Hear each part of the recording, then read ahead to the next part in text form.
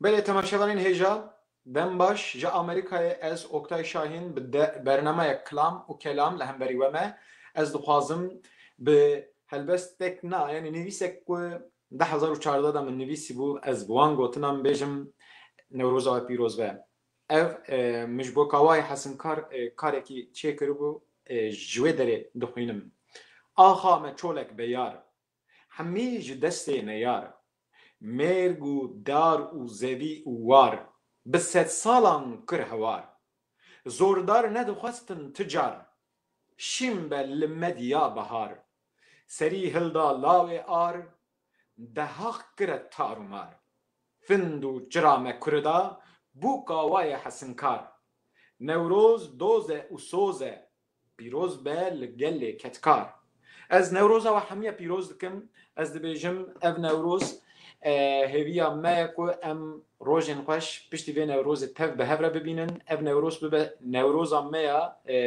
باشتی اف پشتی وان نخوشی نه پشتی وان بیارین نخوش از هویت کم جیانه کی بختوار جیانه کی باش بو همو ملت ما و بو همو دنیا به بهار خوشیه از خوازم میوان این خو یک به یک گازی بکم ایرو میوانه من گلک بقیمت هنه لی هوالبند من ایرونل گل منه از خوازم سلاوی جوارا بیجم ما مستعد الکریم سورش جروج حالات کردستانه او لگل ما بو جبر کل لودر اینها برنامه نوروزی هيا ایشر اونل گل ما به سلاوی گل جوارا هنه و مخواست بان سلاوی بوارا پار بکم نهاجی میوانه من یکش آمده یه میوانه کی هجه کو سالین خو سر لیکولین و سر چاندا کردی سر فولکلورا کردی کریه از گازی مامۆستا وەیسیواری دەکەم ئەس دەبێژم کە ئەم مامۆستا وەیسیواری لە بێژم خێراتی دوورامێ میوانی خۆی دنێ بگە سەر ئەکرانێ خیر لوه به سپاس مالیا واج آمده ج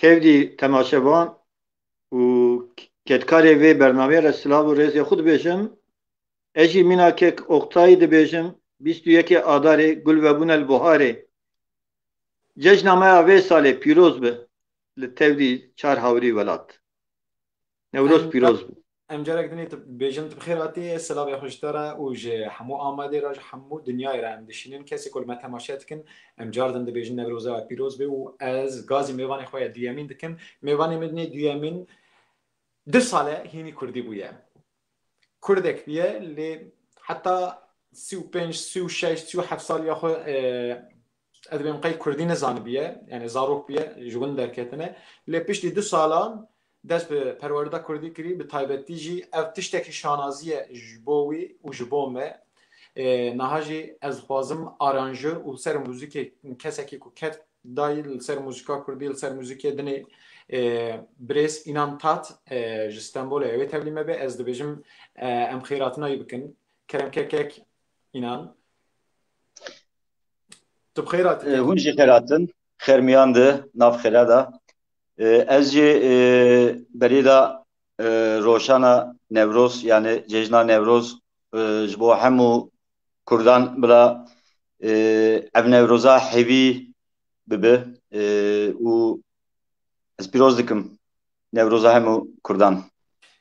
Savî gelek spas em jî silavên te û silavên germiyê welat ji dilê xwe hîs dikin em her çi qas welat dûr bin ji milletê xwe dûr bin Newroz ji bo me pîrozbahiyekî gelek cuda li gel dilê me em Newrozê ciyekî qedîm digirin di nav xwe da bi vê münasebetê îro me Newroza xwe pîroz kir lê ez dixwazim behsa mijara xwe bikim mijara me hefta çûyî bernamaya çûyî jî me li ser miqam û dengbêjî û têkiliya miqaman çine me li ser vana xeber dabû lê mijar kûr in û ez dixwazim vê heftê ji birêz Veysî Varlî û ji înan tat hin pirsê xwe bikim lê nav çarçova me dîsa li ser meqam û wê li ser dengbêjiyê be ez pirseyekê min dixwazim ji mamoste Veysî Varlî bipirsim mamoste Veysî Varlî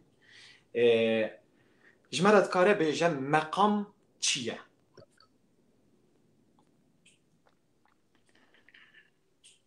Ez berî bêjim meqam çi ye dixwazim hinek dîroka meqamê bînim zima demakê em li dîroka muzîka Kurdî dinêrin berî Zayîna Îsa bi nêzî 3000 sala jê re dewr hatiye gotin و حتی صافیدینی اورمیه پیشتی زاینا ایسا 1295 کی چوی سر دلوانی آخه دوی دمی دجی وی پرتوگا خو شرفیه بناوی دور دبساندی لی جبرکو دل و دوره de بناوی هاوه هاتی پیناسه کرن مقام پیوک عربیه ji qametê ji war ji cîtê lê di muzîka Kurdî de navê wî Haveyê.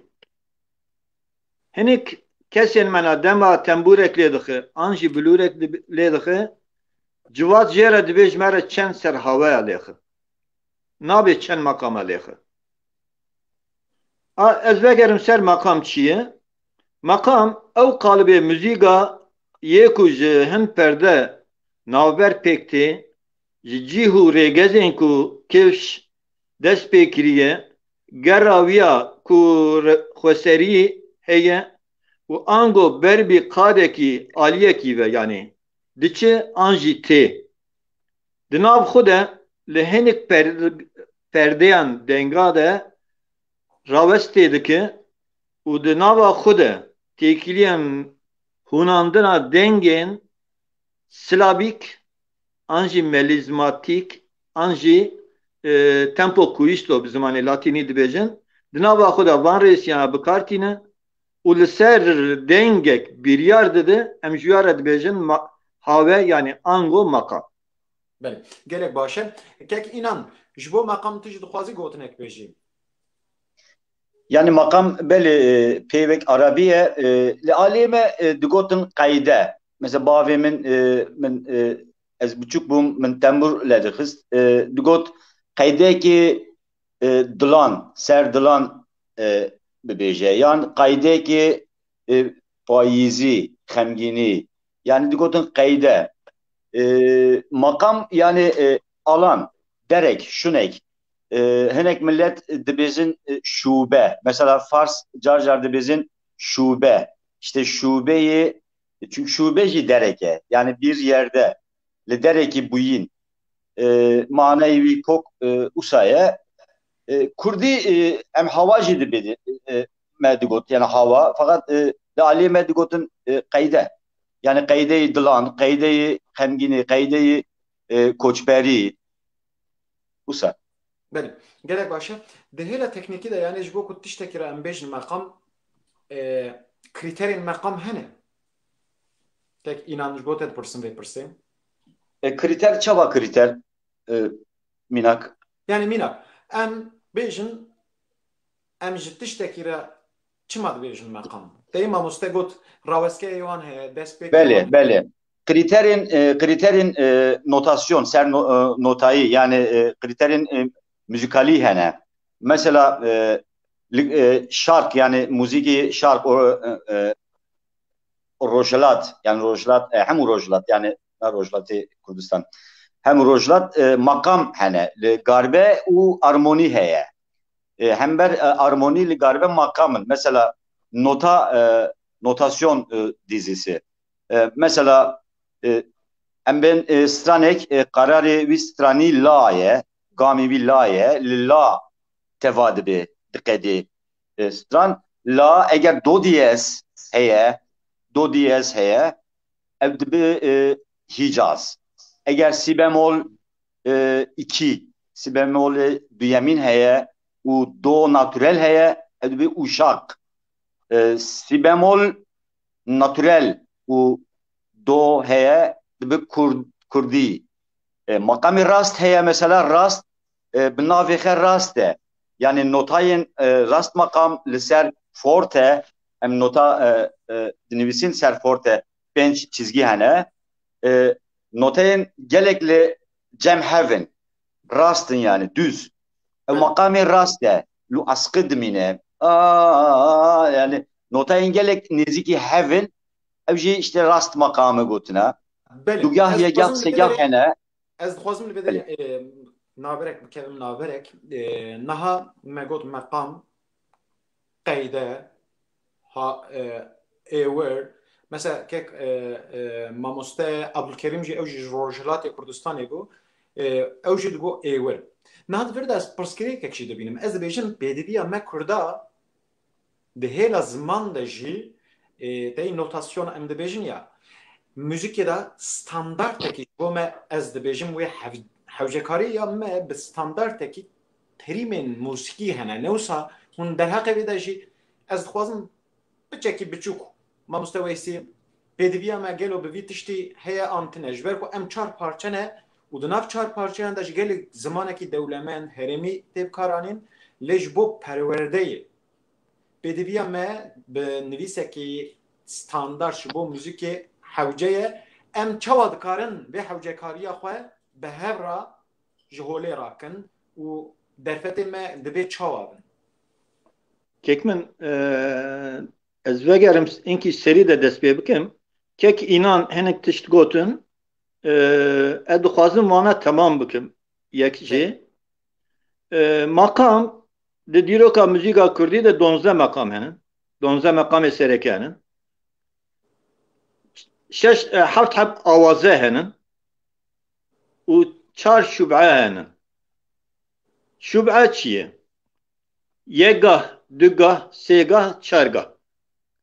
4 şûbenin ev 4 şûbena wata ki tu li ser kîjan perdeyî tu kilamek stranek bêjî ew navê xwe dide wê stranê mîna kes bêjim perda sêgahê wata tu li ser lêxî ji malbeta sêgahê tu yê kilama lêxî.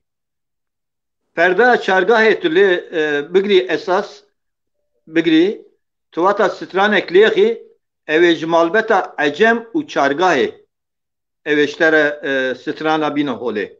Yani mamoste tu Perda dibêjî dest pê bike lêxî tu dibêjî ku dest pê bike li gora wî jî navê xwe diguherîne li gora wî navê meqam û awazê meqam diguhere. min qal kiriya min gotiya ji cîkî de dest pê dike li gerek wî heye li hinek perda de li wê dirê dengê xwe digire. Ji ber vê qasê şûbe ne makam in. Şûbe wargehên kî îranî jê re dibin destgah. Wargehekî makama di zikê xwe de dihemlîne.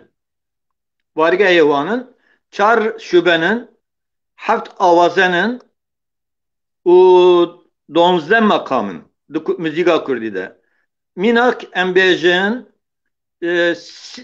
perda sêgahê li gor perwerda Tirkî dibe sî bemol di do. Lê em nabin sî bemol di do. Em dibêjin perda sêgahê an jî sî nîv bemol. Sî nîv bemol. Em wer bi nav dikin. Ji ber vê qasê jî lazim il 4 perçê welat ji bo perwerdê û ji bo yekzimanî müzik konferansek baş çê bibe ji 4 parçeya kesê pispor di vî warî de agahdar û pispor werin cem hev çawakî sala 1932 de li Kahîreyê Misriya bi navê nava bi serokatiya Misrê tevdî Ereba top bûn ji xwe re pergalek afirandin li hember pergala İngiliz lazim e em jî bigên cem hev yek ziman yek nêrîn û yek qaydek em bînin ziman etevlî kek înan dibim qayde jî tê gotin li welet lê di dîrokê de haveyî ji bo wê qasî me got have. Spas. Gelek başın evana gotinên gelek zêrînî ne ku em heta niha pêdiviya me van gotina hene ku xebatên wiha belê sedemên van xebatane nehatine kirinê lê îro ji bo me pêdiviyekî gelek girîng e ku em kesên ku hêla müzikê de dixebitin. Em pêşî ji wan re vê bangwaziyê dikin ku ê ku lêkolînê dikin li ser müzikê. Yê ku müzikjenin bi profesyonelî di hêla akademîk te perwerdeya musîka akademîk dîtine. Yani ne ji bo zimanê dibêjim akademîk wê peyvê naxwazim di nav jiyana xwe de em bikarbînin.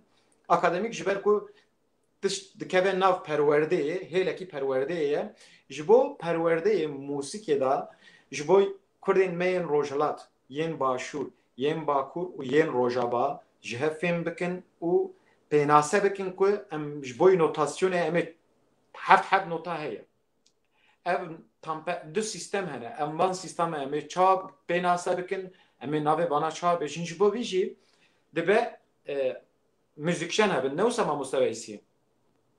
Kekmin. Ji bo wan pergalên tu dibêjî du Na tego ya du pirsa min Erê. memore min pirsa min ew got ku yani ji bo me pêşî kesê ku bixwazin yani rast vê nivîsê standard bikin pêdiviya me bi çi hene ez dixwazim wana bijimêrim yani. Erê ez dîst ji bo vî awî jî bersîv didim.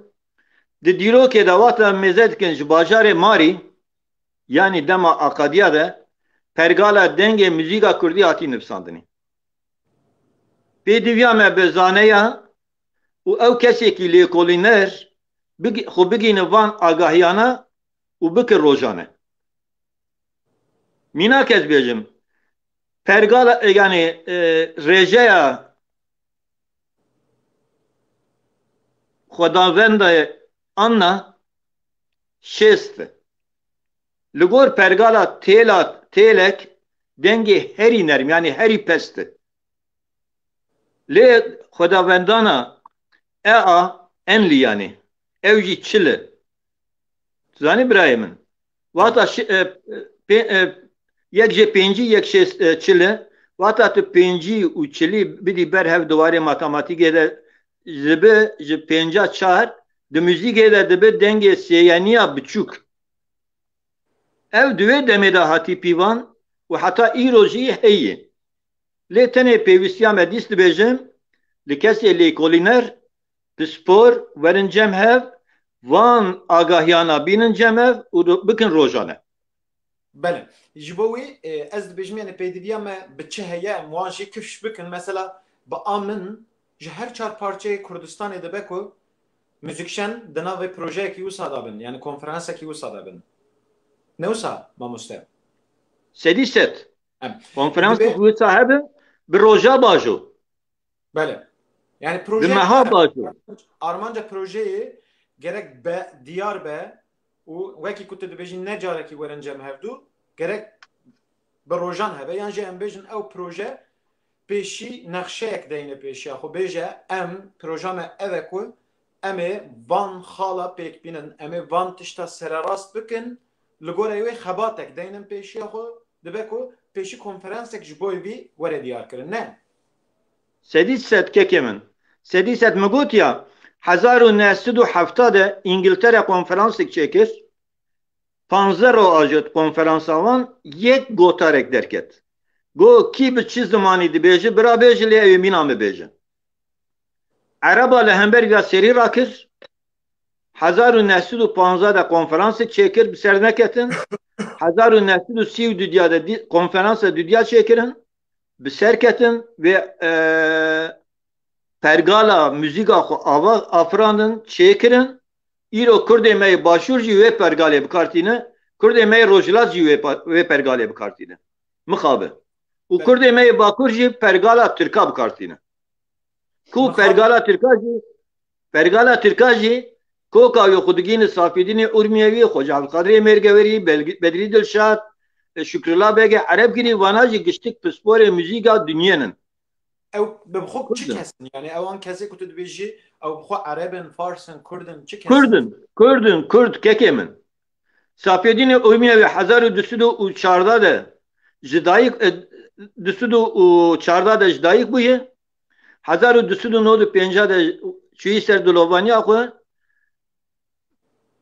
Kutbuddin Şirazî 1236 de hatî dunyê ji bo yekî pergala Safîdîn Urmiyevî jê bisîne bike malê xwe rabîye demakî de emrê wî yê buhrandî de 3000 dînar bi navê xulamê xwe mubit xulam bi deyn dide Safîdîn Urmiyevî Safîdîn Urmiyevî feqîr e ji ber ku nikan wî pereyî bide wî davên hepsê de dimre û tevdî tiştî wîna Kutbuddin Şirazî lê xwedî dertê lê dawiyê Xweca Abdulkadirê Mêrgeverî dertê li hember dunyê dibe eviya derwa dike avana giştekê Safîdîn Urmiyevînin û ê Kurdan. Ya mamoste tedbir de dema ku Kitab-ül Ed var. dema ku tedbir Kitabul Edward u Şerefiye Kitabul Edward u Şerefiye vega ve tevdi dünya şükre esas digre. Ez dikarim divê derê tiştek wiha bêjim. Yani dema ku tu viya dibêjî ez dibêjim di hêla dîroka musîka Kurdî jî yani xebatên berbiçav ku hebin jî belkî hevalên ku çê kiribin nizanim ez bixwe nizanim yani min qasî ku lê xwelên kirî kesê bi taybetî li ser dîroka musîka Kurdî em bêjin pir berhemên ku niha em pê bizanibin ya jî hebin hûn dikarin ji me re behsa jî vêkin lê pêdiviyek mezin bo vî jî heye ku dema ku em müzik û konferansa müzikê digirin destê xwe dibe ku haya me ji dîroka me jî hebe ev tiştê ku tu dibêjî gelek girîng in eger van kesa van zanyariya pêk anî bin û di nav zimanên Kurdî de berê tu dibêjî em bêjin pîvanên deng çêkirine û li serê xebata kirine yani ev di hêla dîroka musîka Kurdî de jî ev tişt gelek girîng in dibe ku bi taybetî kesê ku di vê hêlê de dixebitin di konferansekî wisa da dibe ev kes jî hebin ne wisa mamoste Sedîset keke sedîset ez dîsa tiştek dinê ji bêjim Kurda matematik û fîzîka müzîkê di salê hezar û du şêstî de bi destê Safîdînê Urmiyewî cara duyemîn tesdîq kirdin. Lê berî wî matematika musîkê di kîjan erê bi destê Safîdînê Urmiyewî hezar û du şêstî de cara dubare hatiye tesdîq kirin. Gotiye çi zanî kekê min gotî têlek qama wî çiqa dibe birabe wata bilerizî du oktavê tu têlê bikî dudiya yekî ew dibe oktavek tu wê têlê bikî çar perçe ji çara sisiyê wî dibe çar deng tu bikî sê perçe dibe pênc deng ev ya Xweca Abdulkadirê Mêrgeverî yek bi yek heb bi heb Safîdînê Urmiyewî nivîsandî Şerefiye'de Xweca Abdulkadirê Mêrgeverî jî li pê wî dîsa cara dubare wî jî anî dest Bedrî Dilşad Xweca Şükrullah Begê Erebgirî vana yek bi yek vana girtinin duyem sêyem şîrova wî kirinin îro li İstanbulê tenê şeş müzeya de Pirtûkê Şerefiye henin li tevdî dünya heye li Oxfordê jî heye kekê min li müzeya Oxfordê jî deng yani ew destnivîsa Safîdînê Urmiyewî li Oxfordê jî heye li Qahireyê heye mesela ev ya tu dibînî biçekî bê hereket dikarî bisekînî mamoste niha em dibînin belê şekl û şimalek heye lê edmî qeytê ters kirtî nivîs wisa serejêr xuya dikin ez wa bigirim belê da ku em baştir fêm bikin nivîsê xêza devra hewa meqam ê Hüseynî ya dest nivîs a Safîdûn erê yani ev tiştekî dîrokiye ev tiştê ku tu nîşan didî belgeyek dîrokiye te tu nîşanî me didî ne wisa mamoste ev ya kopya wî ye meqamê Hüseynî di çawa wî tê meydanê me gotiya navê meqam dewr digotin Edward dewr ev dewra wî ye dewra meqamê Hüseynî ji kêdrê her kêdrê meqamê Hüseynî temam dike ev ya hezar û du şêstî de nivîsandî kekê min bi destê xwe xêz kiriye min viya ji Qahîreyê anî mamoste li vir pirsekî dinê jî ez dixwazim bipirsim dûra derbasê ez ê derbasê kek înan bim hemen pirsîjê bikim ev tevî di sîstem dibêjin ya tampere sîstem û em bêjin sîstema rojhilatî em bêjin koma têda heye deng ew kirine gelo ew gora lêkolînên te di nav Kurda da kîjan yani sîstemek tenê bikar hatiyan her du sîstema bikar anînin derheqê wê de agahiyek dest me de heye erê Kurda tenê pergalekî ji oktavek ji hevden navberê nevek hevatiyê bikaranîn tevû dengê hîjda yani oktavê hîjde perde hevden navberê nevek ev bikaranîye û wê pergalê bikaranîye heta îro ro dengê bilûra me kî فرانسیس گالپین ده 1937 ده بناوی بلور سومریا نویساندی دوی بلور ده جیوی دنگی راستی مقام راست زانی برایمن ایجاد الورا مزکن اگه خویا بکه مامۆستا نه خویا کرم پچێکیجی نێزی کامەرە و هەنێکشی تام لە ئالی چەپێ خوێ لالی چەپ دا هێلا چەپێدا بەلێ هەنێک تنێژی کەرەما خۆ هەنێک تنێ بەلێ ئەڤیا ئەم لێ دنهێرن لێ مامۆستا توتکاری ژمەرە بێژی بەلکی تەماشەوانژی ئەمژێ فێم ناکەن توتکاری ئەف چیە ژمەرە بێژی evya pergala denge müzika kurdi duvarı matematikte denge çava hati parkirin u cins yani cinsen müzika kurdi çava hati afrandın. Mina kezbecim kekemin. Pergala rasti yani do re mi niv bemol u fa. Lugor rojilat başur u rojilat. Lugor bakurji sol la si niv bemol u do. Ev çareke rastiyi. Vata tu perda sole bini jeri bini biki re la si niv bemol do u re çedibe evji dibe Nevroz, makame Nevroz. Yani Türkçe'de dibe uşak. Ez cara ewl maqama Newroz işte dibîsim mamoste. Na Safiyedini Urne Hazar Düsüdü şesiyle nüfusandi kekim. Ez tiştekî baş dibêjim yani ew neke.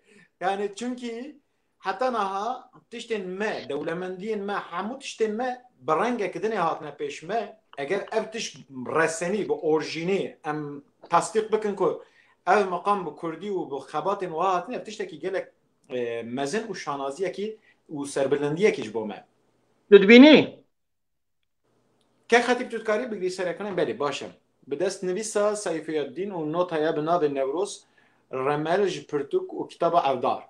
Yani ev belgeyên tu nîşan didî ji bo min û ji bo milletê ez bim qey gerek dihêla û ew ki de zanîne de wekî zêr bin.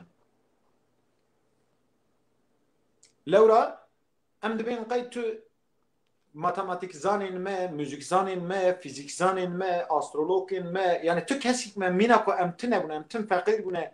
Yani di hişê Kurda da tiştekî wisa ava kurine em tiv şivan bûne, em tim li serê çiya bûne. Yani me perwerdeyek xwe, sîstemek xwe, tu tiştekî xwe tune gel. Lê niha evan belgeyek ku em dibînin di hêla dîrokê de, di hêla kifşkirinê de, di hêla ew de evana xuya dikin ku belê gelek kes hebûne ji ber ku em xwedî li wan dewlemendiyê xwe derneketine îro ji dest me çûne. Evana belgeyê wan in ku eger ev belgeyê dîrokî ku wan nîşan didin belgeyê wan in ku ev sîstem di nav Kurda da hebiye yê müzikê bikin matematîka wan hebiye matematik zaniya wan hebiye yani tiştekî elmî ye zanistî ye ku kirine yani tiştek herkes nikare bîkarî bike. Ez zêde negirim keki inan jî belkî bav ve tenê dixwazim viya bêjim keko. Di dîrokê de rojilata navîn êkî pergala müzîka wan çêkirî Kurdin lê ê xwedî lê dernayê jî Kurdin êkî dengbêjiya afiran jinin êkî îro xira dikin jî jinin. Ev pirsekî gelek dijwar e. Kekî nan tu jî tevlî vê pirsê dibî. Yê ku Ez dengbêjiya berê da afiran jinin berê da gelek spasiya xwe dikim ji bo mamoste Veysî min îro gelek tiştên girîng min bihîst. Yani mamoste Veysî li ber min derêk mezin vekir. Ez spas dikim. Ê jî spas dikim kekî min ji ber ku min te nas kir. Yani pirsate çi bû Oktay Eval? mamoste Weysî herî dawî got yê ku dengbêjiyê çêkirine ava kirine jin bûne û yê ku xera kirine jî jin bûne. Tu tevlî vê gotinê dibî an nabî. Belê min berê da ev pir berê da fikra min bû li zamanê em hatin İstanbulê min du dengbêj nas kir. من فهم نکر یعنی چی دکوتن از من فهم نکر ev Sivasî bun koçgirî du jun bun em li Esenler rûdiniştin û cîranê me hebûn koçgirî Sivas Hafik İmranlı ev car car dayika min pîrika min datin cemhev û wan dengbejî digotin dirêj dirêj ew bi zimanî koçgirî kurmancî koçgirî Paşa min dest pê müzîkê kir min işte aranjörî kir bûm ez çûm mektebê işte Bilgi Üniversitesi armonizasyon xwand ez çûm pera işte flamenco min hinek xwand du sê dengbêj hatin li Kurdistanê min karê wan çekir li stüdyo rekord dengê wan qeyd kir wan me car car ev kir yani münakaşa, münazara kısaya kir. Fikra min usaya dengbêjî tiştek cudaye. Dengbêjî şîne yani ağıt, şîn. Çünkü meselek bu ye, tiştek bu ye, cengek bu ye. Yan askerên Rûmî hatine gundekî gund telan kirine û insan kuştine ki şimdiki şînan jin dikin. Fikra min dengbêjî berî da çandekî jinan bû. Heta vê sed salî.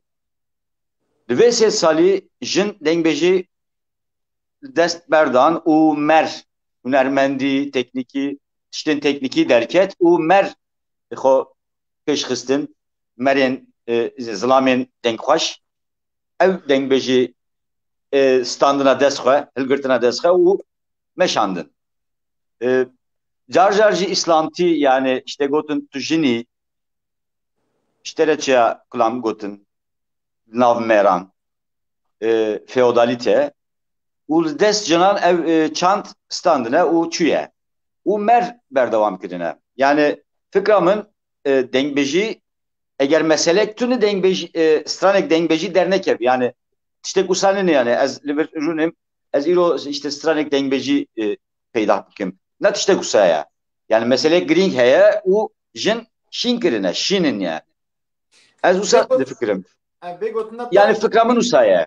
تجي بفكره ما مستوى يصير فكره وحر ديا ديك هيك جيكي هون دبن دنگ بجي جنه هاتيه اجا از دخوازم جما مستوى يصير بپرسم گلو چما جن خرا کریه تذكري پر درجنا كرت جمالا بيجي اري ez va bêjim keko ez dixwazim hinekî dinê jî tiştek dinê jî bêjim müzîka Kurdî êkî ruh dayê çar tiştin şer kar coşa bedenê yani govend raqs û girî jina Kurd evîna xwe jî hesreta xwe jî jana xwe jî qêrîna xwe jî giştik bi girînî anî ziman û ev ya bi sewte girînî bûye stran û ketî dest devê civatê lê bê mixabin jina nikanîbû li civatê bêjin mêra gotî.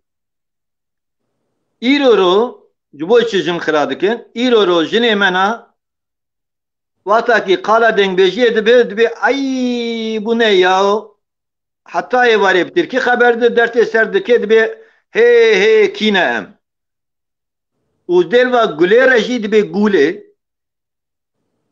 çünkü ziman jî nizane derva gulê re dibe gûlê ev kesana haya wan ji şanda wan tuneyê haya wan ji dîroka wan tuneyê haya wan ji müzîka wan tuneyê tenê bi popülîst hêşmendiyek popülîst li ser dike û xwenenas îjar Konfüçyüs ji vira 4000 sal 5000 sal berê bersiva me dayê dibe eger tu bixwazî netewek ji holê rakî pêwîst e yekem tu müzîka wî rakî tu nebikî paşê tê zimanê wî tu nebikî çünkü müzik zimanê gerdûnî ye ha dibe ji bo vîya jî ne pêwîst e tu li kesî bigerî tu ew kesê hunermendê xwenenas û rewşenbirê xwenenas têra te dike ew ê ji xwe têk bibe îro hunermendê me ye xwenenas dibin bandora dengê temperament dengê yani tonalite pergala Avrupî li ser wî dengî ji xwe re kilama dibêjin û strana dibêjin ew pergala dengê qirka jina Kurd ji ortê rakiriye. Êdî da nikane tilîliyek bêje û nikane girînek bike. Mamoste elvê Dengê de wê dîke ez tevlî vê gotina te nabim li hember ew ka jinê. Çima tu dizanîn? Yani jin ez dibêjim sûcê jinê nîne. Ev sûcê hişmendiya mêreye ku dora jinê zert kirî pêşiya wê girtî ne hiştî jin di nav jiyanê de hebe. Yani ev hişmendiya mêreye ew mînak jî ez dikarim wiha nîşan bidim. Hevjîna min li Stenbolê beşa musîkê konservatar xwendî û xwend yani piştî demekî li ser stranên gelerî û meqamên gelerî xwend piştî demekî me bi taybetî piştgiriyayê kirim û got li ser dengbêjiyê dibe ku tu xusûsî bixebitî. Ji ber ku dengbêjî her kesê ku strana dibêje, her kesê ku dikare mûzîkê bêje, her kes nikare dengbêjî bike. Dengbêjî rastî jî karekî gelek gelek cuda ye. Ew jî perwerdeyeke cuda ye. Ew jî yani hişmendiyek cuda ye, yani kriterên wê hene, gelek gelek tiştên wê hene. Îca gelek ev nêzî 15 sal e mesela ez wekî zilamek ez tim pişt wê sekinîn û min daxwaz kir ku ew bike. Çünkü ez bi vîya bawerim. Eger hevjîna min çi qas baş be, perwerdeyê çi qas baş be, ya kurê min jî wê ew qas baş be. Ew çi qas dinyayê baş bibîne, karakter û zanîna wê zêde be, ew ê kurê min jî ew qas baş be. Yani ev ya bi vê hişmendiyê me xwest ku yani em dibêjin pêşeroja me bile baş be. Pêşeroj kî ye? Zarokên me ne. Eger em dayîkê pêşiya dayîkên xwe, pêşiyan xuşkê xwe yani ev ya meselekî gelek girîng e di nav civaka Kurda da civaka Kurda da Kurd dibêjin em demokratin nizam em çawanin gelek beznê xwe didin lê mixabin mêr ez dibêjim pêşiya jinê girtiye jin neçar hiştiye ku ew fetisye ew hiner di nav wê de fetisye yani dengê wê fetisandiye ji bo wê ez divî alî da ez dibêjim sûcê mîra gelek divir de heye. na kekî min na. Di demên 100 sal berê de jin daha kole bû. 5 sal berê jin daha bindest bû. Lê 100 sal berê ne, 200 sal berê ne, 300 sal berê peroya Evdalbegê berî Evdalê Zeynê dengbêjî kir. Navê peroyê dengbêjê Evdalbegê ye. Hîna Evdalê Zeynîkê tune ye.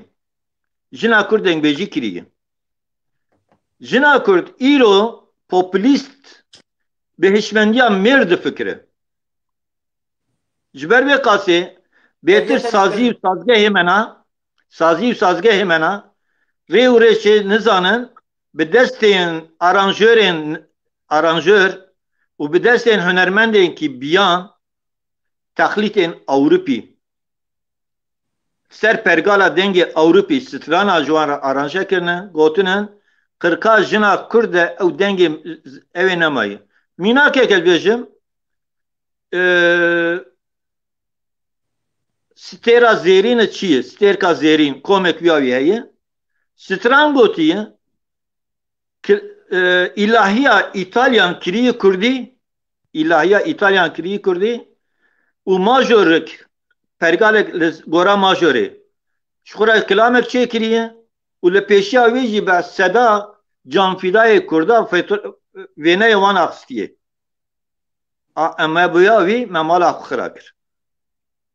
Nizam me da fam kirin. Miştefêm kir mamoste ez naxwazim pir ji mijarê dûr kem ev mijar ji mijarekî gelek girîng e lê ez dîsa dixwazim werim ser meqam û dengbêjiyê. Tekiliya meqam û dengbêjiyê de ez tiştekî dinê jî dixwazim bipirsim ji kek înan bipirsim.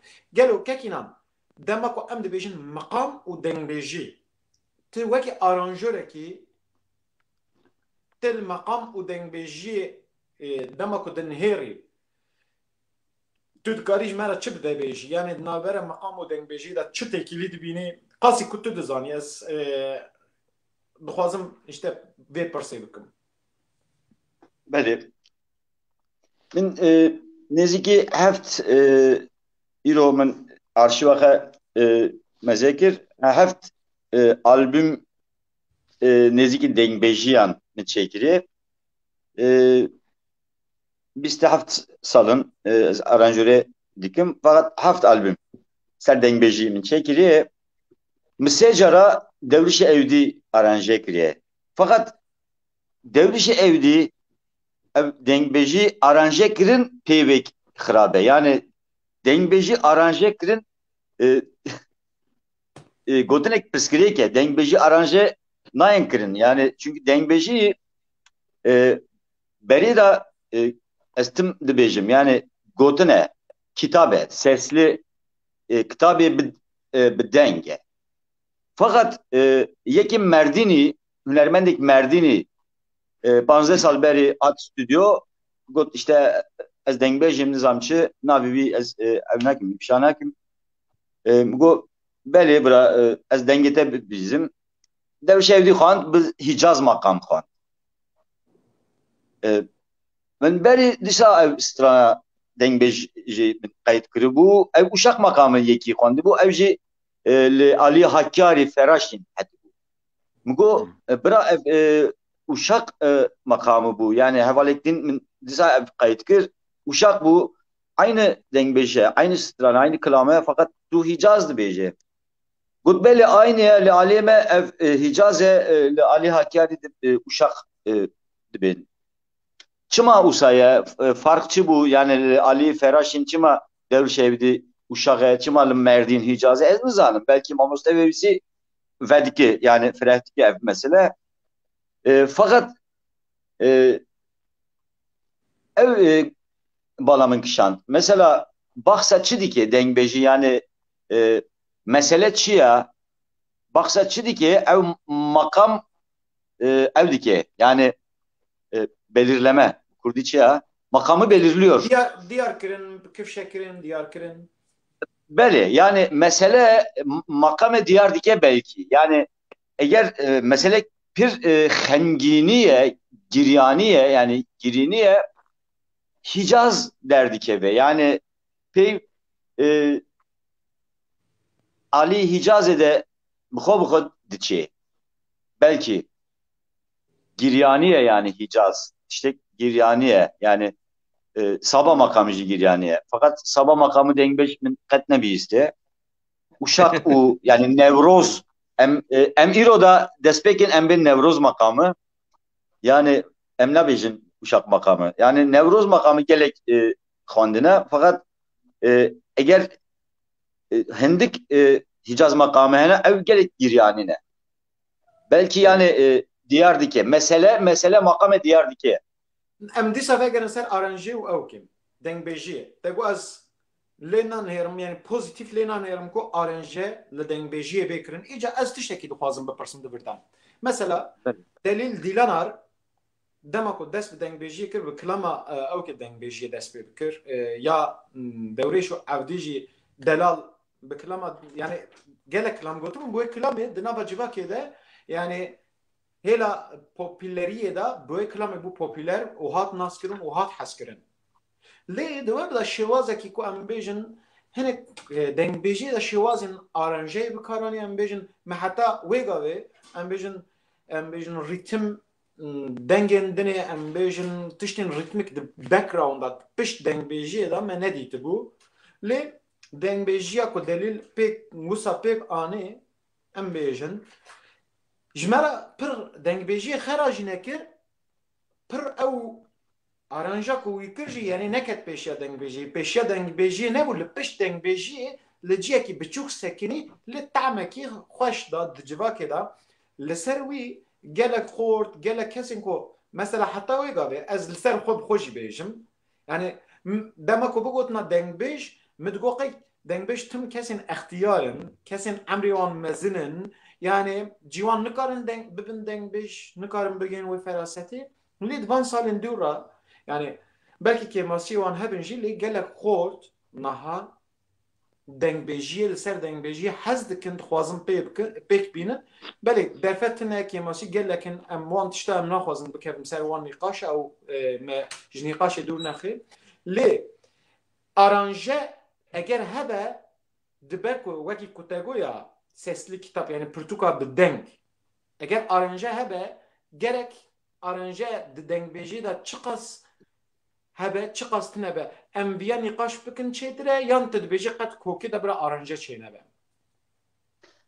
Belê li dilê min zerrê min gelek tişt hene ez bibêm fakat yani zimanê min gelek keme yani ez peyven nizanim. Dikarî bi zimanên dimilkî zazakî me re bêjî. Na yani ez kurmancî bikim eğer tiştek kem min got mamoste beysi tamam diki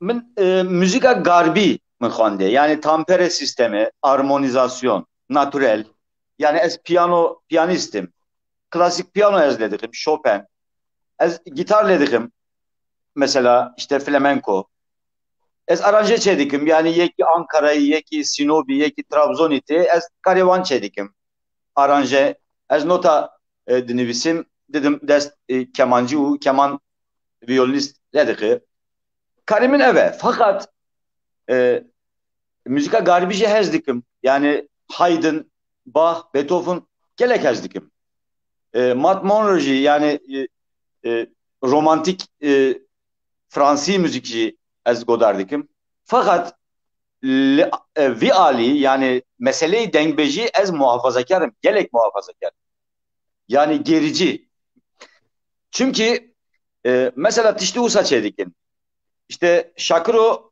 ağa kıyasetin keki kıyasetin dibece ben bir işte cross kick snare trap tişten çedikin ev tiştek medyatike yani tüketim tevakirin tiştek jibo tevakirin eye u mesele ki çandaki gelek zor giring xirap dike çünkü ev dike manipüle dike yani, eğer usa çu herkes usa dike u yani manayı dengbeji vendadı be livi meseleye muhafazakarım dengbeji bila belki dengbeji bimini çünkü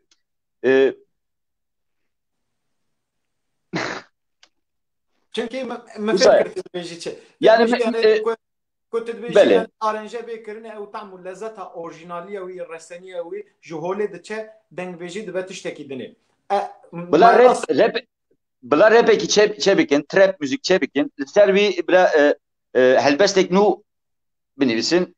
Pirskerek çiye, pirskerek Bakur çiye, yani li Bakur 35 milyon Kürt dije fakat nizane Türk sanat musikisi, peyven Türk sanat musikisi nivi ne Farsiye, Kurdiye nizanın, çıma.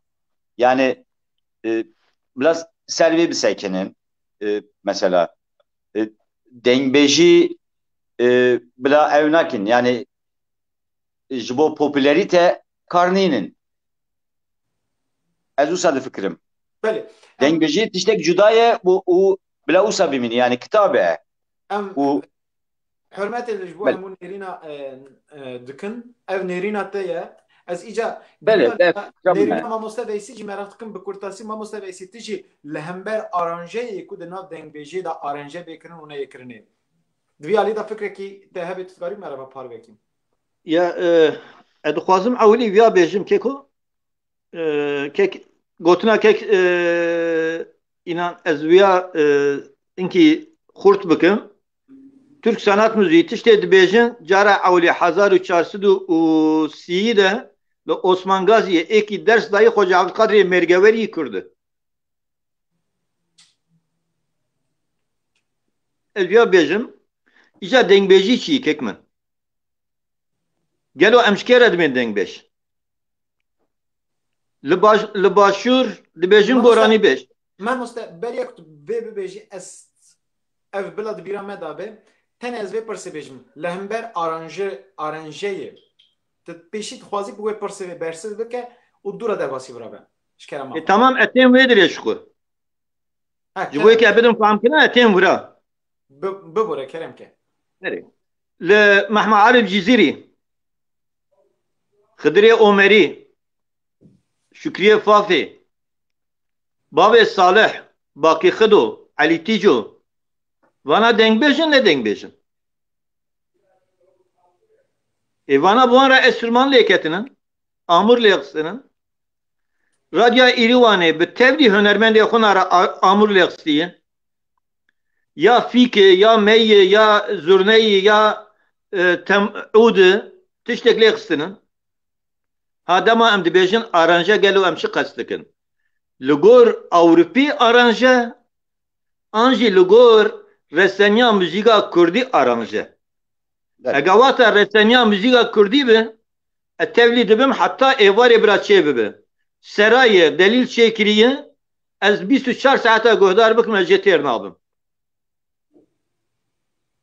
Ama wata ki di muzîka Kurdî de ji xwe di dengbêjiyê de rap heye keko. Peyva rapê heye. Em rap mînakî Ewropî nefikirin. Wata dengbêj dibe keçedînê wela min got we soqarê ser dilê te ra tu dila nagirim.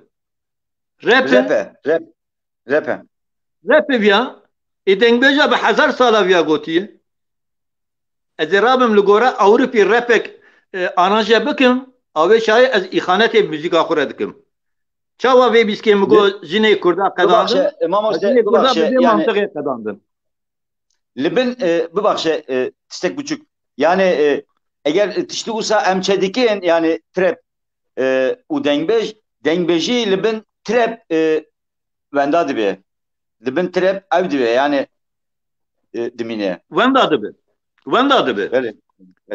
Tu ne dibe? Ruhê xwe wenda dibe. Yani bêgiring dimîne. Bêgiring. Bê mühim dimîne. Ya sedî set min got ya li gor reseniya Kurdî mîna Tahir Tofîq. Nizam we guhdar kirî Tahir Tofîq. Namên nabîste. Rojilatê Kurdistanê hunermendekî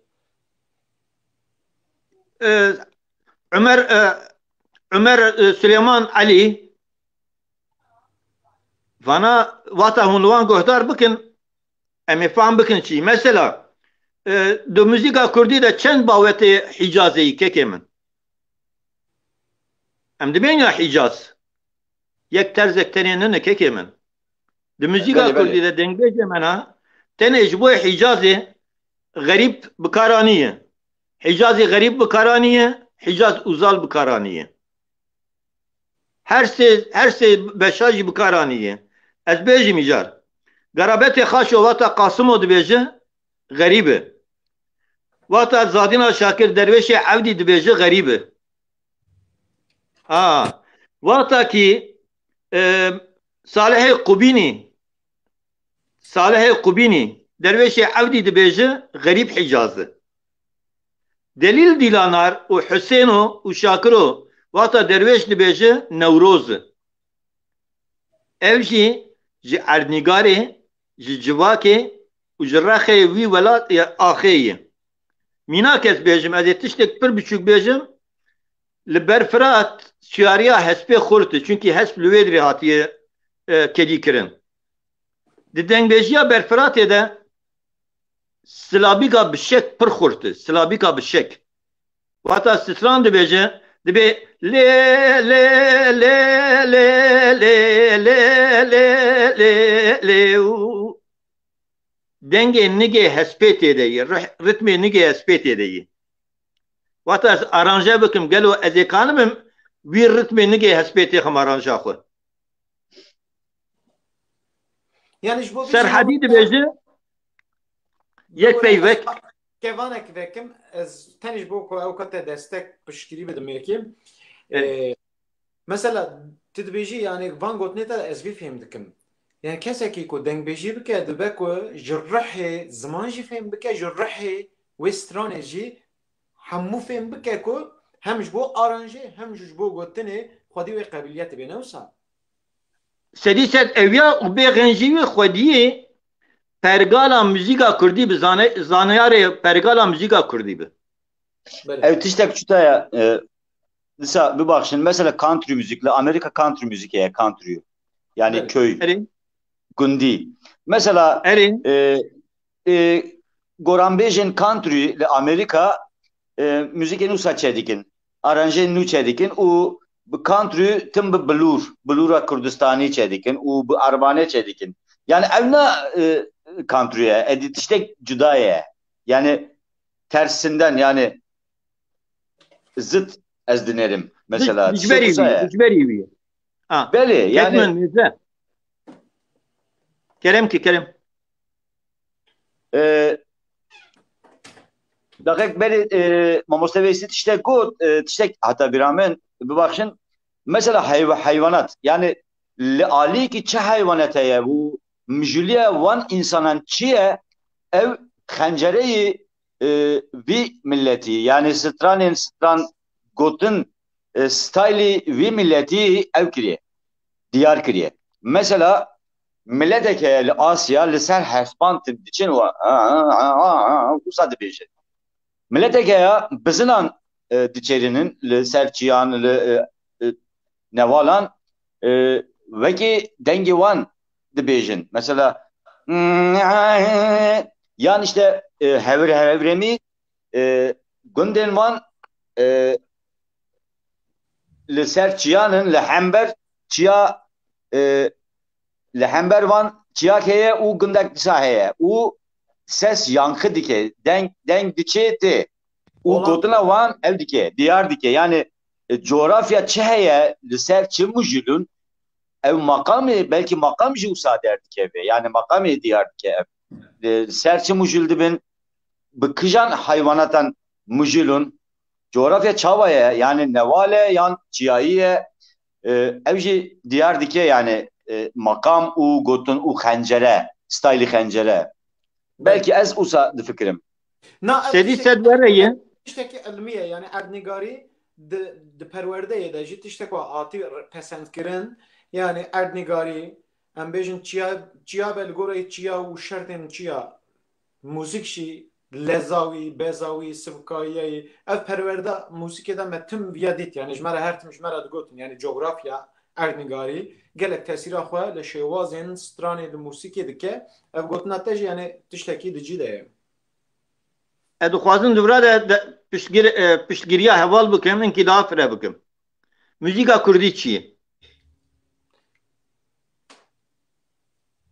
Ew müzîka ki li ser xaka Kurdistanê bi erdnigarî, bi aborî, bi siruştî, bi xwezayî û bi civakî dirûvê xwe girtibe û bi Kurdî were gotin müzîka Kurdî ye. Divir de mêze erdnigar heye, coğrafya. Aborî heye yani ekonomî ew hayvan xwedî kirin, kedî kirin, erdajotun yani li gor wî erdnigarê çi bi aborî dike. Civak heye. Vana giştik bandora xwe ser müzîka Kurdî ser müzîkê dikin. Ji ber vê qasê jî kesek hêla şirnax vata stran dibêje stranê wî û hêla Qirşehîrê çîşkî dişibe hev. Ji ber çi ji her erdnigara her duya jî mîna heve. Nevale, kendale deng havê kek înan jî anî ziman deng dere jorê tê yani akîs dike. Li meriv deng vedigere.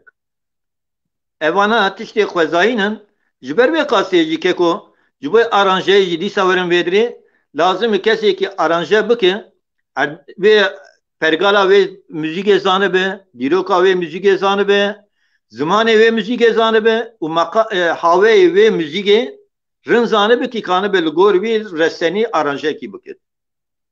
Berim.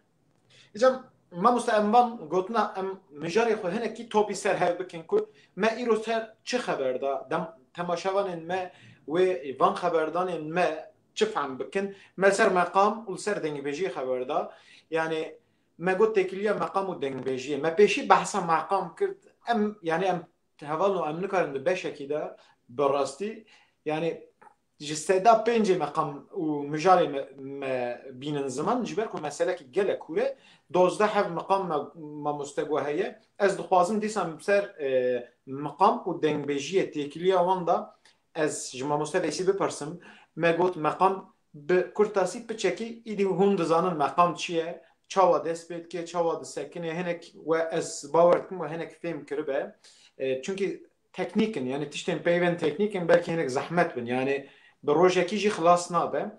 Lê ez dixwazim mijarê bînim ser miqam û dengbêjiyê.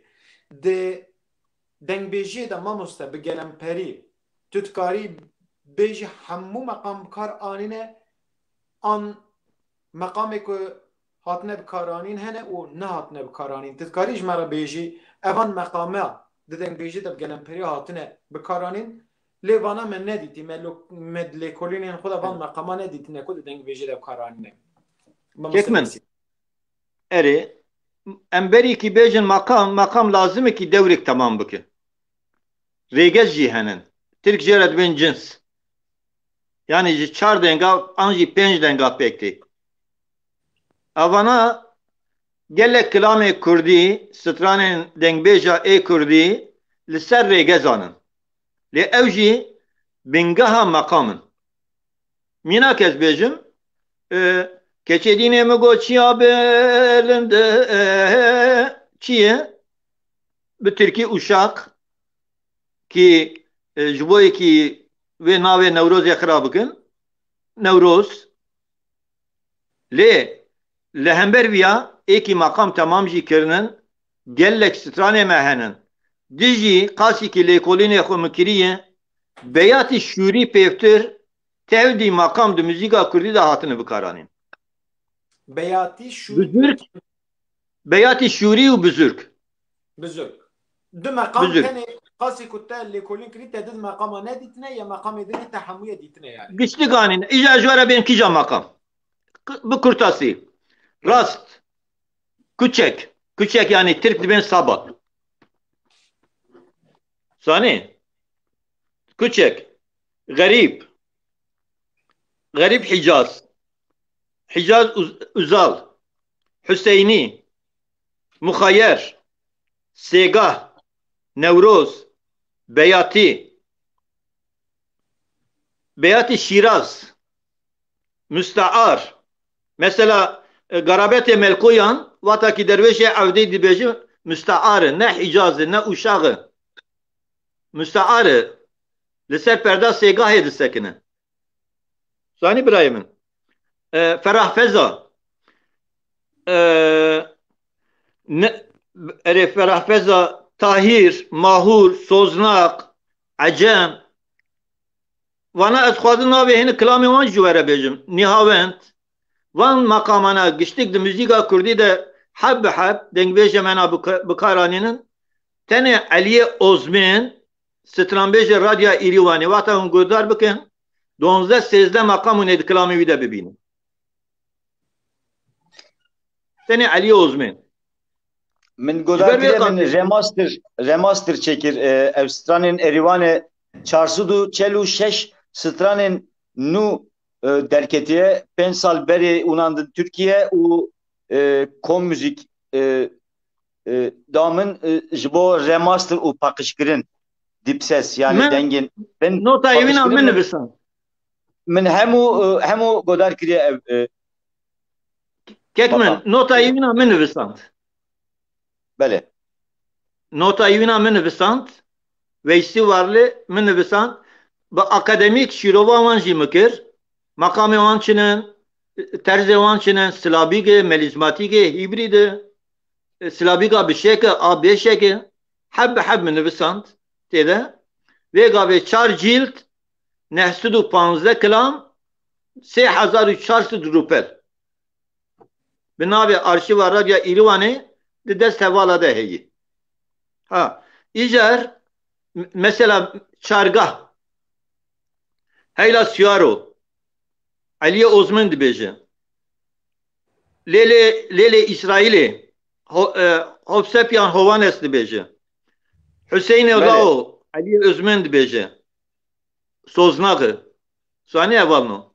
Ji ber vê qasê di müzik rojilata navîn de makamê hatine bikaranîn êkî Tirka xira kiriye cuda.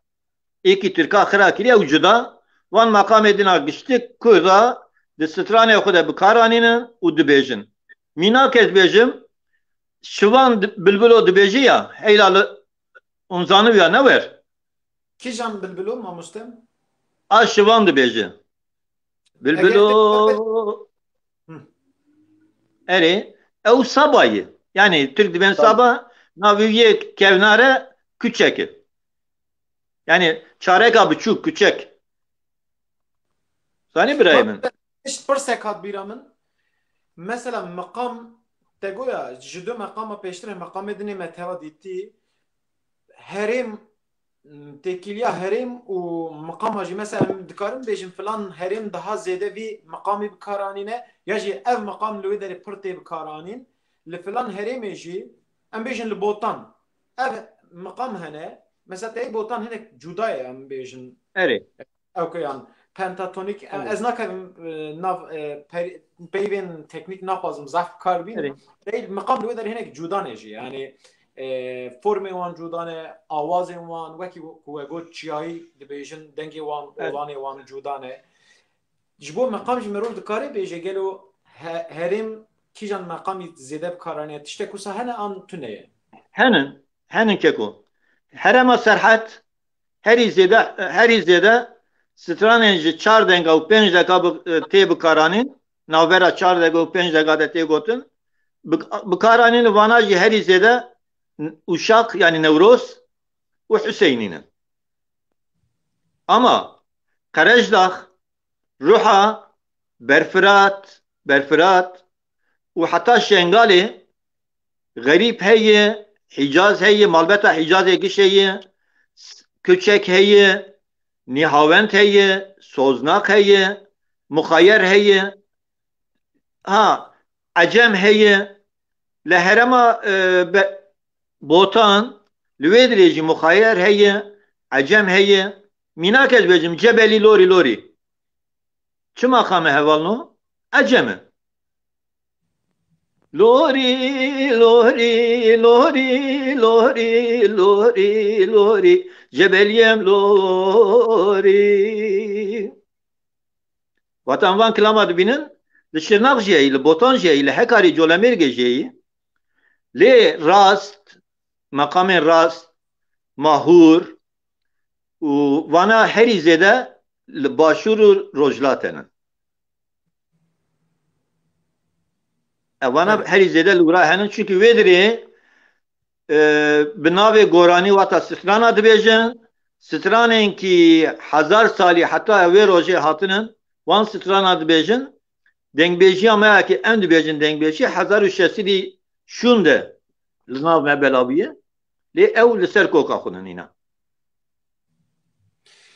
مامسا gelek gelek spas تزانی tam ساعتك ما تجابو از دبیم قی 10 دقیقه هم به هفره خبر دادن یعنی مجار وسا شیرین وسا خوشن کم روز کبن ناوه اگر کم مرو بجی فیزه بگره مرو بجی طعمه بگره مرو تخوازی بساعتا الگل هل به مرو تخوازی بساعتا به هفره سروان مجارة بسکنه ام يعني بوجه سربلندن لكولين و خبات و جلك جلك بقيمة جبومه و ev parvekirin jî ji bo me tiştekî girîng e lê em divirda divê bernamê berî ku ez bigirim ez dixwazim hinek tişta bêjim lê ez dixwazim pêşî yani me mijarê xwe hemû nikar we em xilas bikin herî dawî tu bixwazî em bêjin ji bo ku temaşevan daha baştir ji gotinên me ji naveroka me fêm bikin di dawiya gotina xwe da ji bo dengbêjî û meqam eger qasî deqekî tu ji me re tiştek bêjî tê çi bêjî yani دناب وان آخافتن مداد بینیا özet yani awan got خبردان مداد دقیقی داد که ام وکی او نبروکوان هلینن تدخوازی به تماشاوان را کی جان خالین گرینگ پارو بکیم Di müzika Kurdî de makam ji rojekî Kurd hatin û dünyayê heta îro ro heye û modalı dünya jê dibe modalite nabe tonalite yani her çi qas mod bişibe makam jî nemîna müzîka me yê makamê me cuda yê ji ber ku navbera pergala dengê me cuda ne oktavek me hevde navberê nevekevin me got ji ber vê qasê dengbêjiya me bi hebûna çîrok û çîrok dîrok û xweşî û nexweşiya me giştika êkî tînin ziman dengbêj û dengbêjî. Heta îro ro anî. Di nava dengbêjiyê de jî tevdî meqamê me na henin lê em bi nezanî bi kar nayînin, em nizanin. Ji ber ku em bi çavê zanyarî li muzîka xwe mêze nakin. Em çavê dikê heta îro me lê mêze kiriye. Îro saziyê me na jî heman tişt dikin. Saziyên çandê jî heman tişt dikin. Ji bo ser dikê tenê difikirin, yanî popülîzm. Tenê ez dixwazim her kesekî ji bo muzîka Kurdî dixwaze karek bike, ez ji wan hêvî û rija dikim, destê xwe têxin binê kevir ji popülîzmê dev jê berdin, vegerin reseniya xwe, têkevin nav dîroka xwe, têkevin nava dîroka muzîka xwe xwe nas bikin. û silav û rêz. Mamoste Veysî gotinên te wekî zêrin ev rexneya te jî rastî li rexneya gelek cidiyayî ji ber ku îro musîka Kurdî yani di hêla zanistî de nehatiye destxistin evan saziyê ku li ser çand û hunera Kurdî xebatê dikin bila ev bengaziya te hem ji bo wan hem ji bo hunermendên ku li ser hunera Kurdî serê xwe diêşînin xizmetê dikin kedê didin îro şû da ev bangawaziya te ji bo wan ez hêvî dikim bibe bangawaziya ku yani bi hişmendî lê binêrin. Gelo em musîk dikin em çi müzik dikin? Ev müzik mana wî çi ye, meqamê wî çi ne, alî elmî de li van tişta jî binêrin ev sazî jî îdî bingehên wisa bavêjin kesê ku ji perwerde dikarin bidin, pirtûka dikarin çê bikin, gelek tiştên din dikarin di muzîka Kurdî de rê vekin, zêde bikin, ez hêvî dikim ewan gotinê te jî ew sazî bigirin û wisa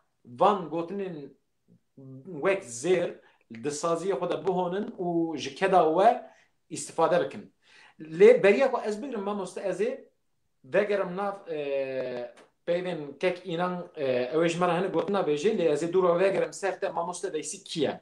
Heta niha çend pirtûkê xwe, çend lêkolînên xwe çi kirî, çi nekirî ez dixwazim tivî jî bi temaşevanên me re par vebikî ê min ez di dawiya bernamê de vîye dibêjim lewra ez dixwazim mêvanên me pêşî we guhdar bikin dûra ku berhemên ku we çêkirine, xebatên we kirine ev çend salin min serê dixebitin birahaya wan jî ji wan hebe. Îca ez ê ji kek înan bipirsim.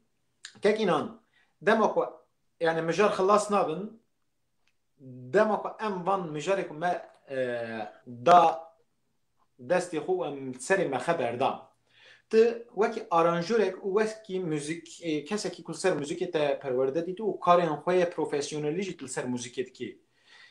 Herî dawî tu dixwazî ji bo dengbêjî û meqam têkiliya meqamê van xeberdana da kîjan xalên girîng ji bo te hene tu dixwazî balê bikişînî ser kîjan xala tu dikarî van xala bi me re parve bikî ji kerema xwe. Yani pirsiyar baş fam nekir. Yani gotina min dawî dixwazî Na ez wiha dixwazim. Özet dibêjin ya özet. özet.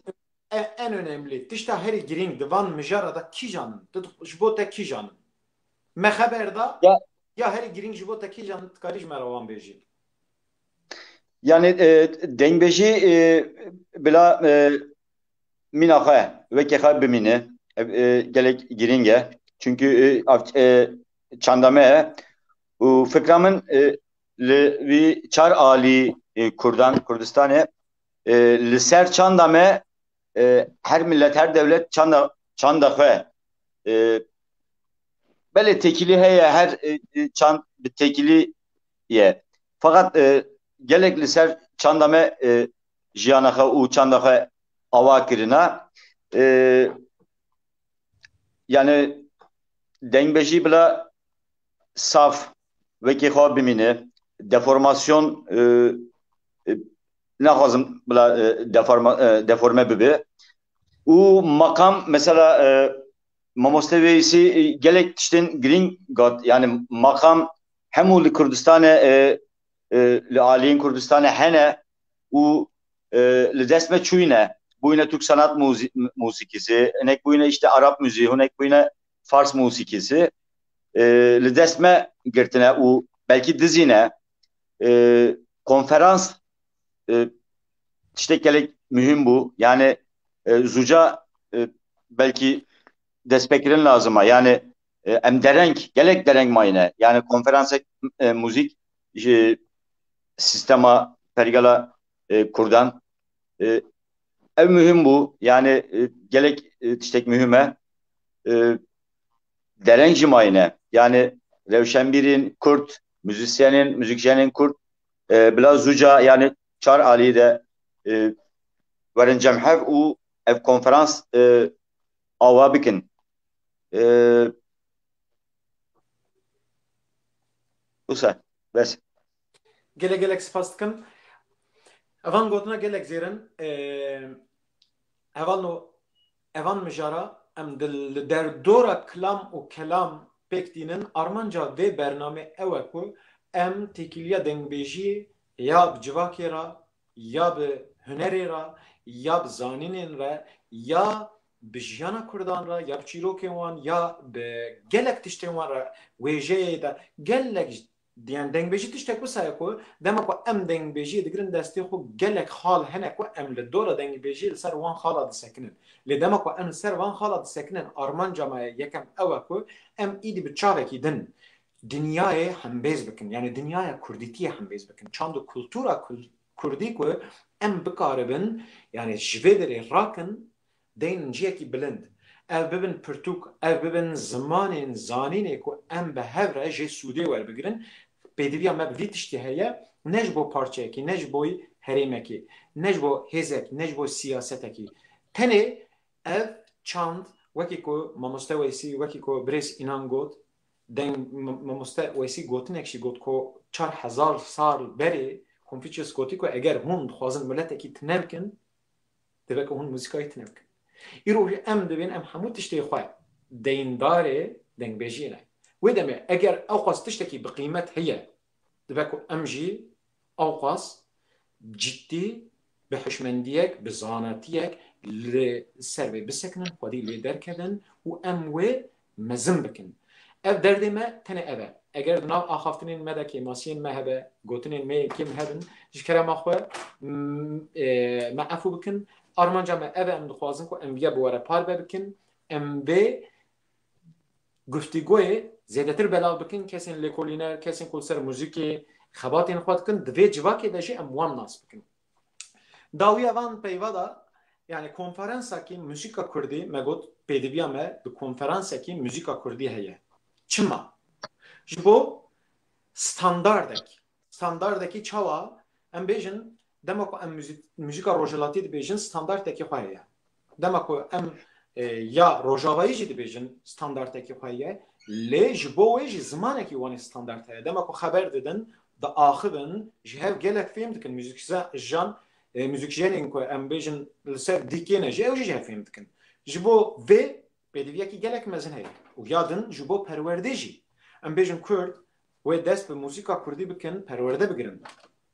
Ew jî kîjan astê dest pê bikin bi kîjan zimanê standard li hemû herêmê ku Kurd lê dijîn dema ku perwerdekê hebe ew jî hev fêm bikin yani ev kod ev pêdivî ji bo me gelek girîng e. Ji bo wê jî mamoste Weysî jî kek înan jî nêrînên xwe anîn ziman ez vana gotinên wanin ku min not girtine ez yek bi yek dibêjim yani dibe kesên zimanzan têda hebin kesên müzikjen têda hebin û kesên ji muzîk û dîroka muzîka Kurdî fêm dikin gelek têda hebin yani kesên ku ji wêjeya Kurdî fêm dikin gelek têda hebin gelek tişt têda heye yani em bêjin ji bo ku perwerda zimanê Kurdî de muzîk merov bigre destê xwe ji bo vê jî me got tişta herî girîng ew konferansek çêbe ew konferans jî ev kes werin cem hevdû li ser van nirxa nîqaşê bikin da ku bikaribin zimanekî ku em hemû li ser wî zimanê li ser muzîka Kurdî bikaribin biaxivin û pirtûkên xwe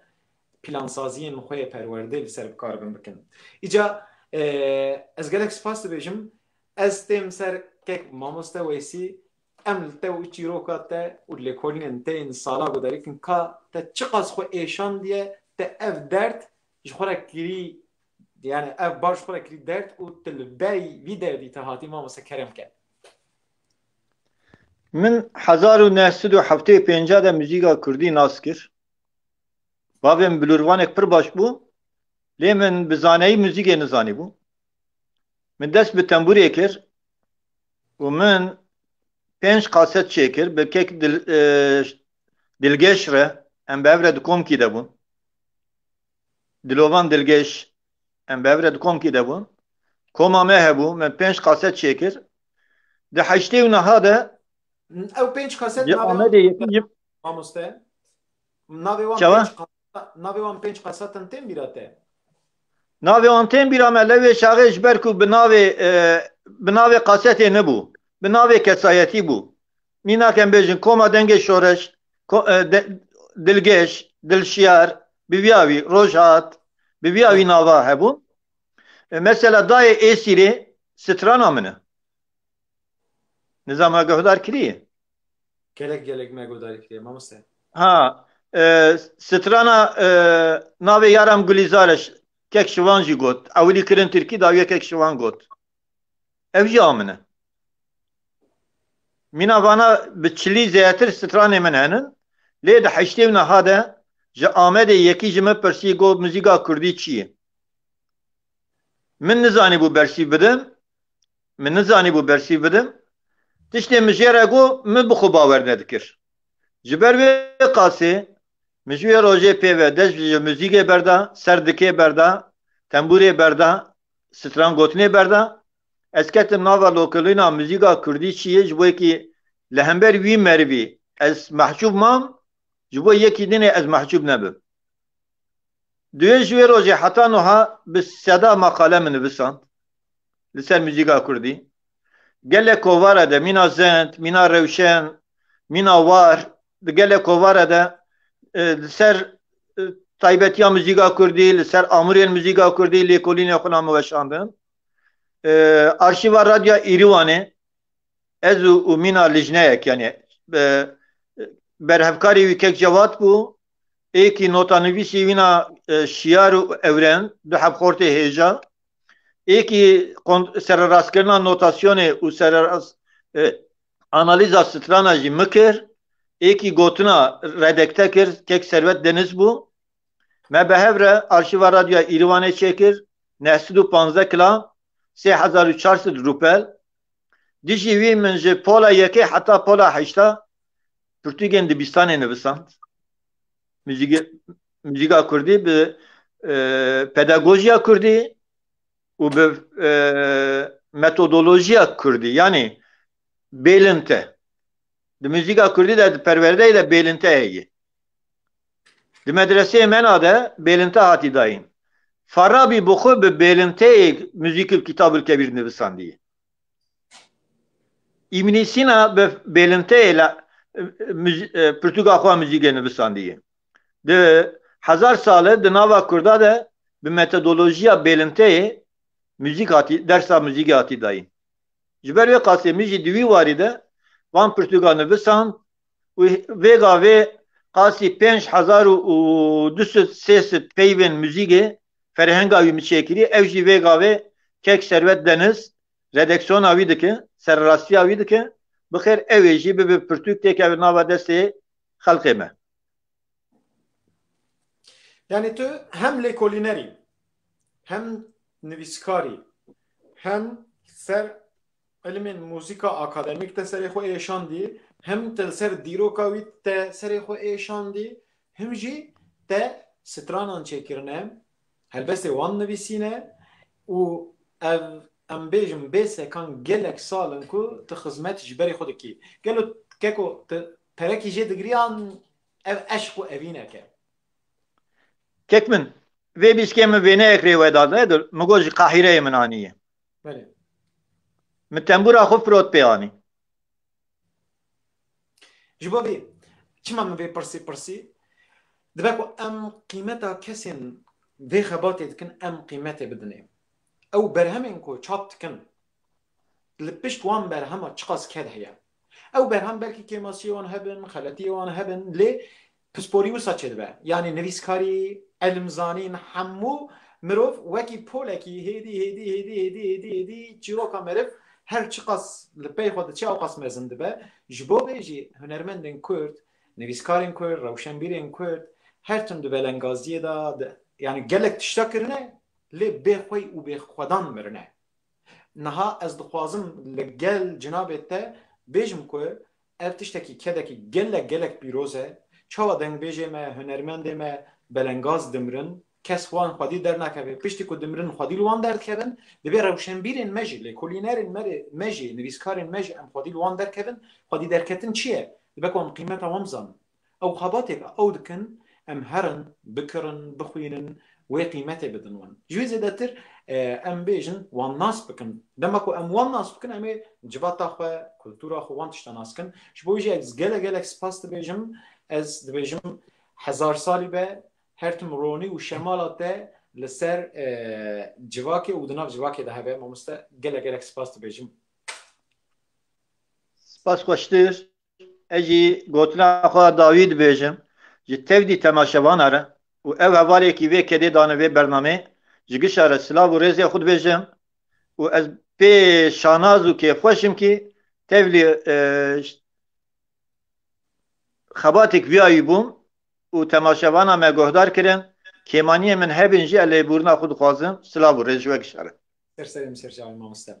Kek înan em te jî dikarin nas bikin gelo çîroka te jî rêyekî cuda da çûyî û dûra em bêjin piştî gelek salan te dest bi zimanê Kurdî jî kirî di nava bername de min wisa gotibû me qet nizanibû ku tu teze Kurdî hîn bûyî nûh Kurdî hîn bûyî te ji me gelek fan baş fêm kir û min jî gelek ji te baş fêm kir. Ev nûmuneyekî gelek baş e kesê ku dibêjin em nikarin Kurdî biaxivin. Yani kek înan çîroka kek înan gudarî kin. Kek înan kerem ke em te gudarî kin. Ez di sala 1970 heftê duyan dayîk bûm li Maraşê.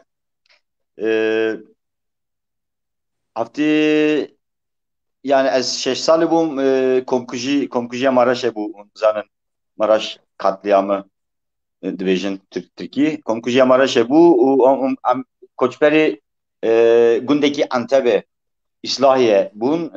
3-4 sal em li vir bûn. Em dîsa hatin Maraşê û birayê min mezin Temurak çû Ankara ji bo sinavekî û mahek li vir ma û dema hate Temurak hûnand û min dest pê Temurak kir û min müzik nas kir.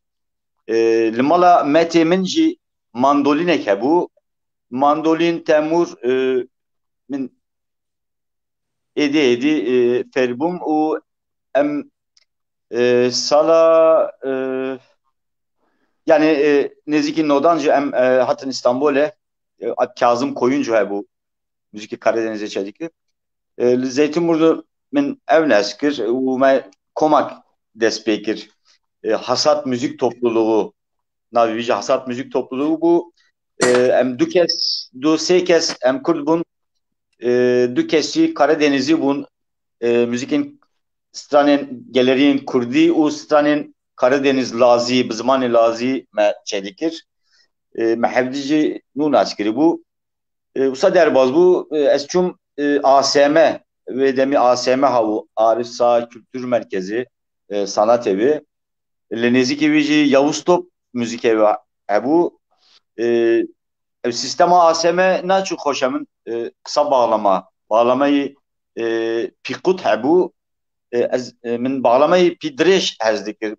Me şivanperver godar dikir. Bir demî xalê min dûçe Diyarbekirê tat ve û bantên şivanperver înan me godar dikir. Dengê Temur gelek cuda yani vekî dîwan belkî wisa qayît kirine. Ez çûm Yavuz Top Müzik okudum. Got min sê mah çûm ASM li bir bağlama pîqut hebû û ez hez nakim. Yani ez dixwazim bağlamayı pî dirêj fêr bibim. Yek mamoste hebû li vir Kemal Kaplan got cihê te viraye. Rast hatiye bağlamayı pî dirêj em li vir ev dikin, perwerde dikin. Du sal ez çûm Yavuz Top müzik okulu Tirkî işte Mektebi Yavuz Top. Bir demî min nûnû bixa gitar gitar ekstan li mal lê dixist. orkestrant û nota bona kitabek hebû bona min got ez nota çawa dest pêkim û nota fêr bibim bona hebû ez çûm beyaz bir bona stand ez çûm Pera Müzik Okulu Müzik Okulu Müzik Akademisi li Beyoğlu hebû nû vekiribûn min flamenco xwend li bir 3 sal. Başvê Bilgi Üniversitesi akşam dersleri yani örgün öğretimler. Perverdeyên şevî ez çûm müzik teknolojisi û kompozisyon. Wisa nêzîkî 27 salin aranjörê dikim.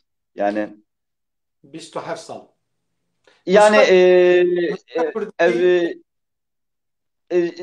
wisa bim yani profesyonel aranjörê dikim. Yani ji bo jiyana xwe, ji bo malbata xwe. Yani ji dil da belê ji dil da gitar dikim, aranje çedikim. Yekî cuda belki yekî bulgar tê ez aranjeyî çedikim. Ji dil da çedikim. Fakat karê xwe profesyonel çedikim yani. Ji bo jiyana xwe çedikim. gelek tiştek başa. Müzika Kurdî çend salet bi taybetî li ser müzika Kurdî da Müzika Kurdî wisa dixebitî? yani ev jî min mesela sala 2000 milenyum yani 2001 min albümek Kurdî aranje kir. Hatta vî demî Kurdî jî nazanî û Eger ne pirsgirêk vek albûma kê bû em dikarin hîn bikin? Yani te bi kîjan albûmê dest bikir? Çîroka ji bo ku çîroka te ew albûm bûye çîroka te ji bo yî dipirsin. Yusuf Roman, Mamoste Yusuf Roman belki ve bir histe. Birayê wî heye Kadir Roman ev jî müzikjenek gelek baş e. Me bi hevra albümü Yusuf Roman me çekir. Yekemin yani Kurdî xebata min Kurdî yekemin ew bû. Yani ew xebata yekemin îdî ji tera bû çîrokekê ku îdî her tim li gel jiyana te bi te re hat. Belê Yusuf Roman jî gelek insanek baş e, dilpaqij e, dengê wî jî gelek baş e û wî digot işte heval inan gerek tu êdî yani bi zimanê xwe qise bikî, bi zimanê xwe fêr bibî yani telkîn dikir. Wisa Gelek baş e. Ez gelek Kek ez kan tiştek bêjim. kerem ke mamoste. Ji bo kek inan yani lêbûna xwe ji wî dixwazim ji ber ku wî got baxlame sanê. Dû warî de dixwazim tiştek bêjim ji bo yekî temaşevanê me jî fêr bibin. Keko li ser axa Kurdistanê navê Amûrê me yê Ewilê ê bi têl ji qalkê Kosî çêbûye. Ji qalkê Kosî çêbûye. Navê wî Lawta ye. Tek têl. Yek têl. Amûra dudiya du tayê. Adinê Sêta û dawiye çarta çêbûyê îro Ereb jê dibên Ûde. Pîs. Ji terefî Zirya ve Amûra çarta demakî İbrahim Musulî şagirtê wî bû. Amûra çarta têla dinê lêxist û İshak Musulî xweş wî bû ji lawê İbrahim Musulî. İbrahim Musulî rabû Zirya şand Endülüs'e yani İspanya'ya xwedanê gîtarê û flamenkoyê jî Zirya bin. Ew yek. Dema Ereb İslamiyetê anîn ser axa Kurdistanê ji sazên temburên yani ew amûrên êzidiya lê dixistin gotin sazê şeytan e. Tu Kurda bersîv neda Aşık Veysel bi çavê xwe kor got bunun adî têlî sazdir şeytan bunun neresinde. Zanî birayê min.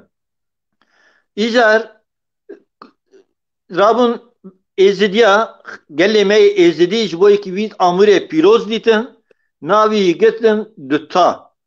Bisk. Navê dutayê kirin bisk. Biska jinê.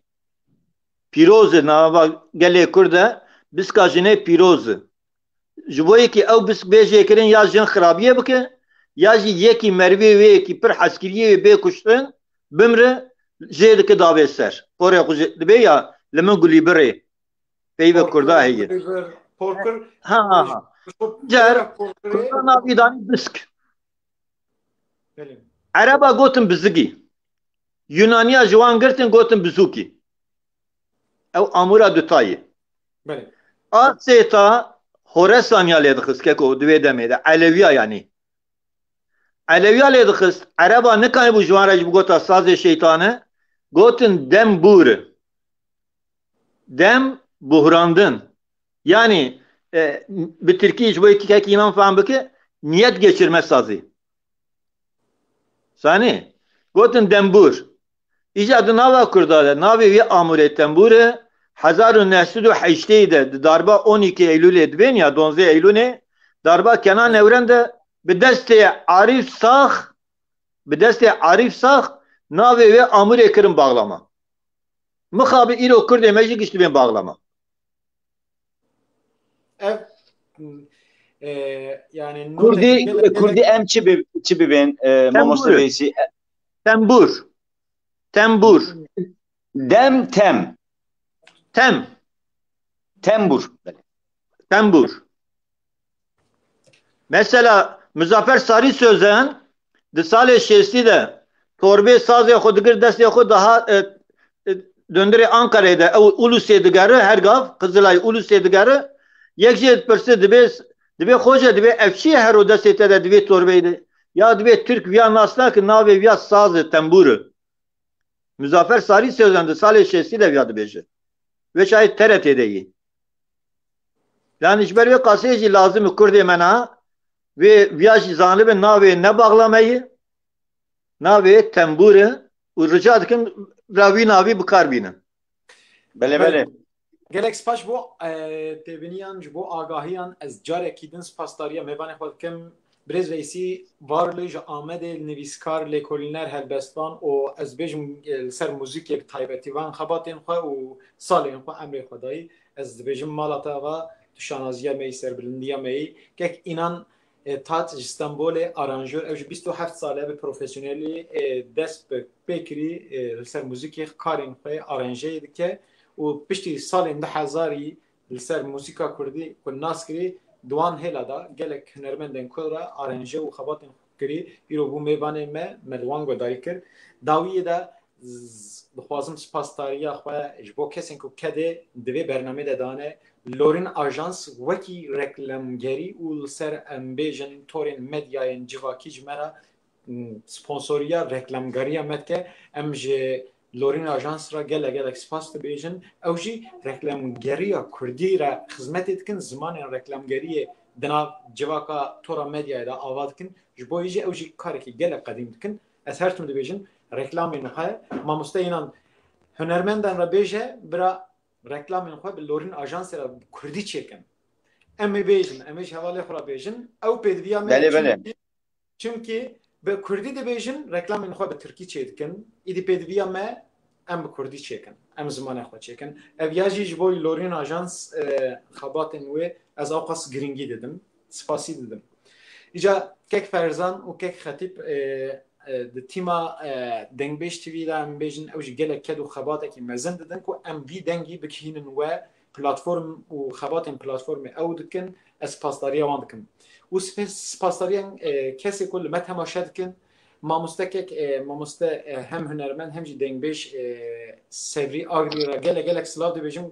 hin tişta gotibûn hin pirsiyê hebûn lê ez em ketin nav kurahiya dem têrê nekir ku em ser wan pirsa vegerin kek Ercan Bilgî hinek pirsa pirsî û me wan pirsa jî li ser meqamên Tirkî û li ser meqamên Kurdî xwestibû qiyasa em bikin lê mamoste qiyas kiribû îdî min nexwest ku ez carekî dinê bi taybetî vegerim ser wê derê û gelek temaşevanên me hunermendên me dinê ku nivîsê wan hebû me dîtin û yên me nedîtin ez ji we re jî spas dikim ku hûn jî zemanê xwe diqetînin û vê bernamê temaşe dikin û ez hêvî dikim li ser abonetiya kanala me YouTubeê Kilam û Kelam yani li ser gergerok em dê diweşînin YouTubeê de hûn bibin endam û şopînerên me ام وی کدی داکو بکاربن بگینن گلک کسان و یاد دیاجی اوان هنرمندن ما لکولینرین ما شکر ما خودی لوان در کبن هیکو ساخن پشتی که کسک مر